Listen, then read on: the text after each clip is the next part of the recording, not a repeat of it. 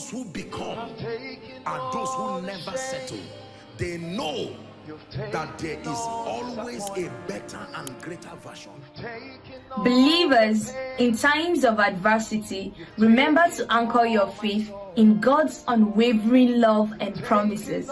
Trust in His divine plan and find strength in His presence. May this message serve as a source of encouragement and reaffirm your unshakable relationship with Him.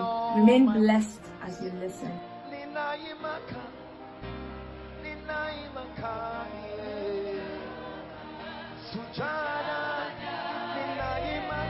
Learn from scars and learn from crowns. If you learn from victorious people alone, you did not learn well. There is something only pain can teach. There is something only failure can teach. Please, I want you to listen to me. I give you this as a bonus principle, and then we pray.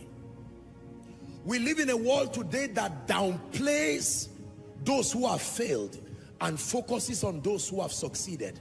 The person who has failed knows something that the successful person may never know. Believe me.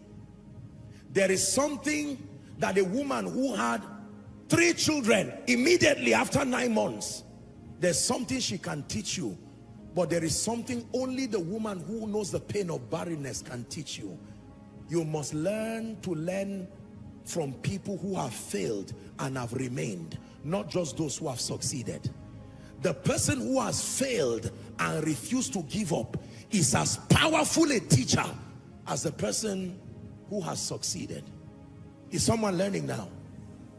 If I were that overcomer in this teaching and I had the privilege to teach you, I will add number 9, and that would be learn from scars as well as crowns.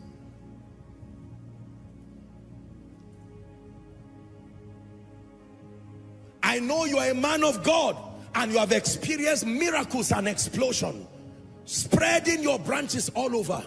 There is something you can teach us. But I also want to hear from the man who has only pastored 10 members for 10 years and has not given up.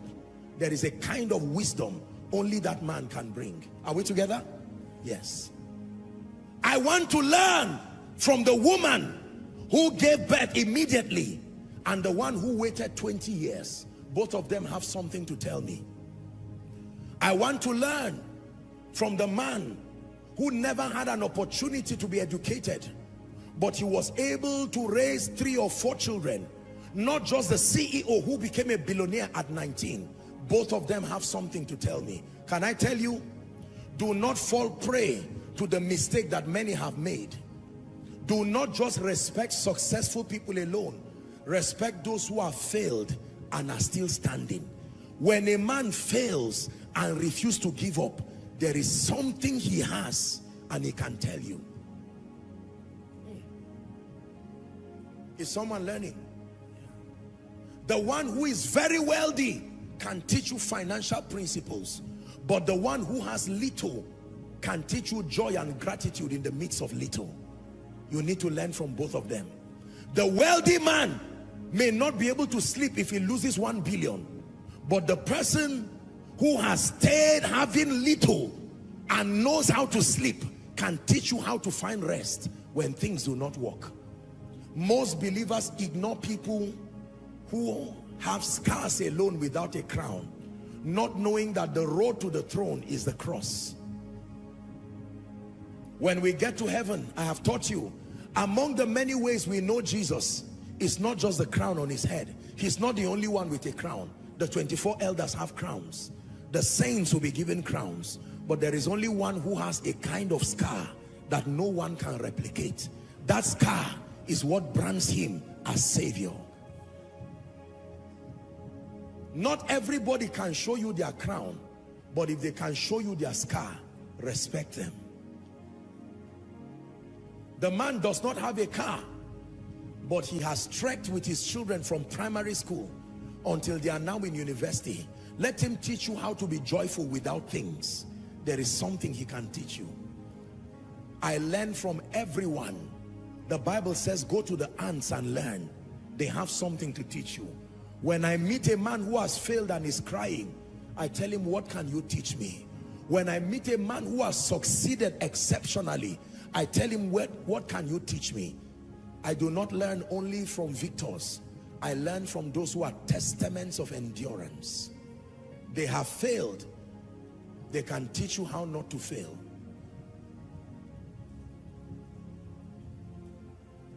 You are the one that we praise. You are the one we adore. You give the healing and grace that our hearts always hunger for. Oh, our hearts always hunger for. It is not only elderly people that can teach. Children can also teach. Elderly people can never become children again, but children have a chance to become elderly people. Respect them. They have the advantage of time.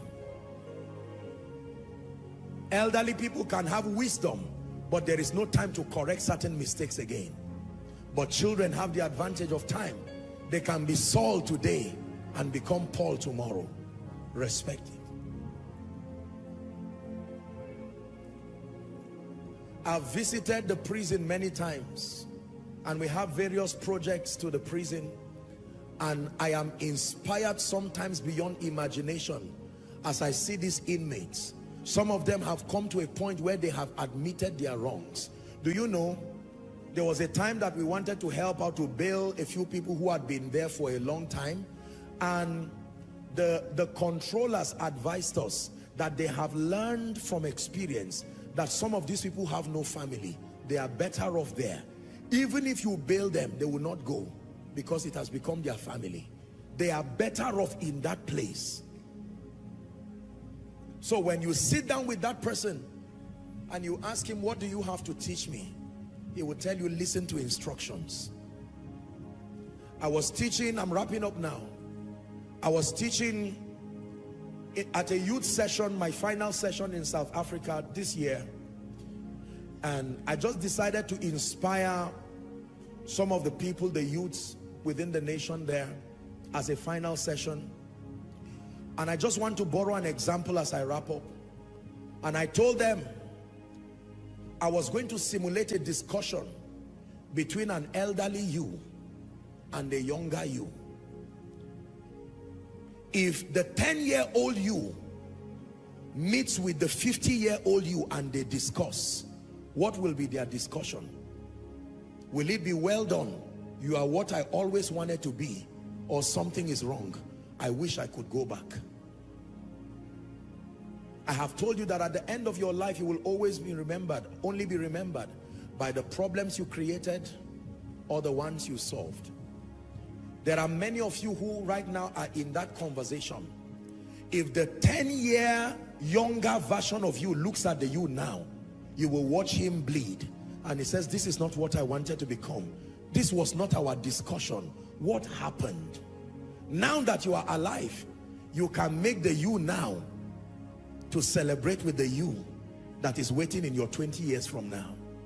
That 10, 20 years from now, you can look back to this version of you and say, well done, I made the wrongs right. I built the relationships. I got my life back in order. I'm praying for you that the 70, 80-year-old version of you will not turn back and watch the younger version crying and say, I kept calling your attention. When you were 30, I said you were missing it, you did not listen. You got to 40, I said you were missing it, you did not listen. Now you are 80 and you are full of regrets. There are many elderly people today who are going to their graves in pain. They made certain mistakes. And watch this.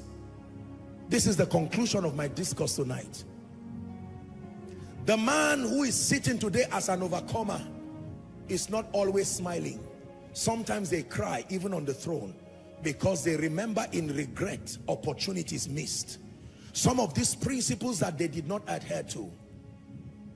I was sent by that overcomer to you to tell you the mistake you are making has been made by someone, and the end of it is not joy.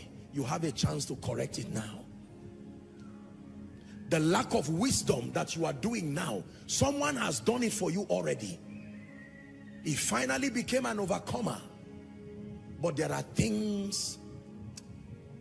The man called Abraham, even though he was a patriarch of faith, don't forget, Ishmael came and Ishmael fought Isaac.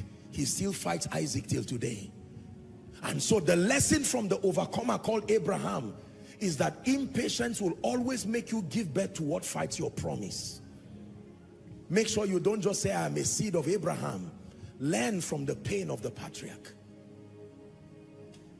If you were to meet with David today, David will tell you that I was a great man after God's heart, but there were mistakes I made with my life. Do not make that mistake. How about Solomon the wise? You will see him seated today, and if you were to see Solomon, he will tell you, read the book of Ecclesiastes for the next 1 month, and he will cry while he's saying it. Read the book of Ecclesiastes and give it to every successful person to read. That of writing many books there is no end, and much study is a weariness to the body. But this is the conclusion of the matter. Fear God and keep his commandments, he said, for this is the whole duty of man.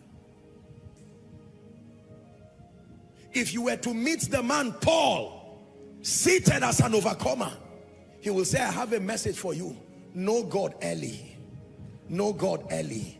It will save you a lot of problems. Know God early. If you were to meet Esau and meet Jacob, they would tell you, do not sell your destiny for a pottage of stew. It is not worth it. Do not sell your birthright because you are hungry. Endure. Your birthright is greater than your hunger today. And then, if you sit and watch the greatest overcomer of all times, he's called the King of Kings. He seated himself upon that throne. Let me tell you what he will tell you. Come unto me, all ye that are heavy laden and are weary, and he will tell you, I can give you rest. Rest from yesterday, rest from pain, rest from misery, rest from curses. I can give you rest. He says, my yoke is easy and my burden is light. You shall find rest indeed for your soul. Take my yoke upon you. If you meet the overcomer, he will tell you, no matter how your sins are, I paid that price for you as proof of love. You may not be able to do anything about yesterday, but you can start afresh today and make meaning with your today for a great tomorrow.